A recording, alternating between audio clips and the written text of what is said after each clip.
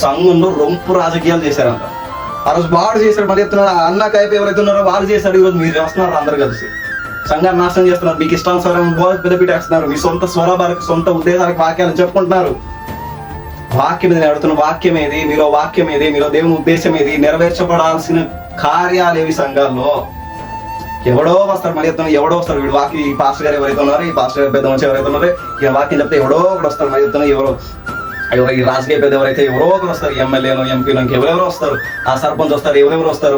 వీళ్ళందరికీ పెద్ద పీట వేసి మరి చెప్తున్నారు వాక్యాన్ని ఆపి ఈ పెద్ద మనుషులు ఎవరైతే ఉన్నారో ఈ పెద్ద మనుషులు అందరూ పిలిచిన వాక్యాన్ని ఆపి, నేను చూసాను ఈ సంఘటన లైవ్ లో చూసాక ఒకసారి.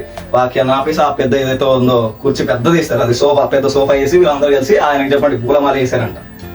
మరి వాక్యాన్ని ఆపి పూలమాల వేయడం ఏంట్రా? చెప్తే వాడు సరిగ్గా లేకపోతే మళ్ళీ చెప్తున్నాను ఆ వాక్యం సోమంత కొట్టగా చెప్పండి.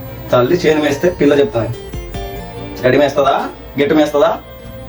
సేవకుడే సరిగా లేదు, మళ్ళీ సేవకుడు సరిగా లేకుండా సంఘం సరిగా ఉంటుందా? చెప్పాలి సేవకుడు మళ్ళీ సేవకుడుగా నువ్వే చెప్పాలి. మీ రాజకీయ నాయకులకు పెద్ద పీట కాదు గుర్తుపెట్టాం. మీ చెత్త రాజకీయాలు ఏమవుతున్నావో సంఘం బయట, మీ చెత్త రాజకీయాలు ఏమవుతున్నా సంఘం బయట ఉండాలి. దేవుని ఉద్దేశాన్ని నెరవేర్చడానికి, ఆత్మను రక్షించడానికి నైతిక విలువతో సంఘాలను స్థాపించాం. ఇక్కడ పెద్దపీట ఎవరికైనా ఉంది అని అంటే అది దేవుడికి తప్ప ఇంకెవరికి పెద్దపీట కాదని చెప్పాలి.